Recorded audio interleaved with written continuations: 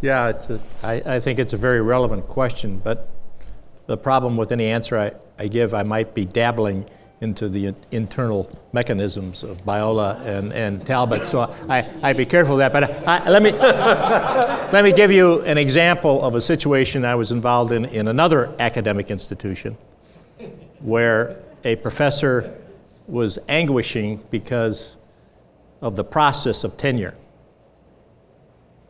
And the professor happened to be someone that was a personal friend of mine. So I took it upon me to go visit the president of that institution and ask him what was happening to this person, not as a professional, but as a person, because of what the process was doing.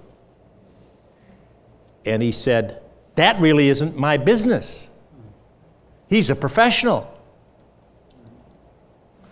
So the question is, are we involved in all of what we're doing in organizational behavior as to our responsibility for the growth and development of who people are becoming, whether they're a faculty person or whether they're a manager in a business? And that is a responsibility.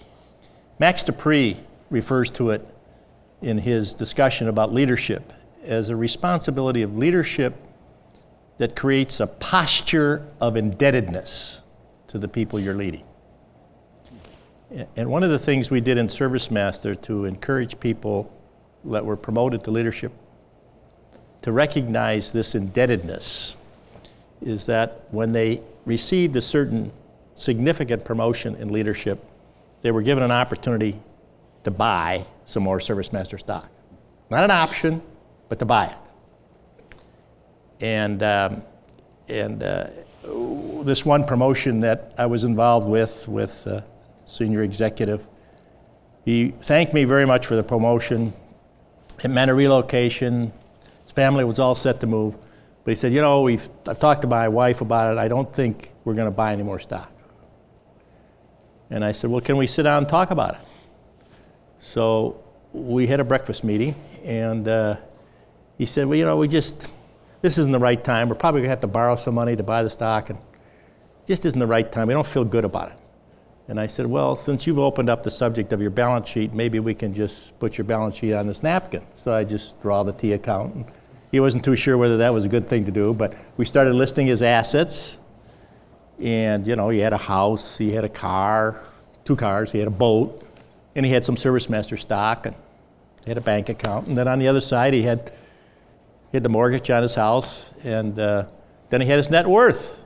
And he says, when we got to the net worth section, he says, that's it, Bill. He said, the stock can go up and down, and we're borrowing more money. He said, we just don't feel comfortable.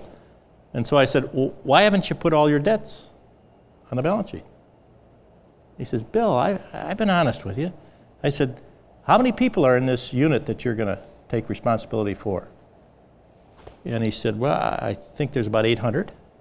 And I said, a year from now, is there going to be an opportunity for 1,000 people in that unit or 600 people in that unit? And does your leadership have anything to do with it? How many of these people are principal breadwinners in their homes? 60%? 70%? Are they going to get raises next year? Or is there not going to be enough money for raises? Does your leadership have anything to do with it? And then we went down on the material things like that. And I said, if you're telling me your leadership has nothing to do with these things, then we don't need a leader out there. It'll just happen. And then let me ask you, how many of these people, and this was a Christian I was talking to, how many of these people have a problem with their marriage? How many of these people have a difficult teenager? Are you going to have any help to them in that, in their lives in that? Are they going to come to you and ask for advice and help because you've shown an interest in them, in who they are as a person, in their family? How many of these people know God as their Savior? And how are you going to be an ambassador for Christ? I said, when I get finished with all of this, there's a debt there far bigger than anything you would borrow for the stock. And if you don't want the debt, don't take the job. But you see, when you look at it as a debt, an obligation, leadership is an awesome responsibility.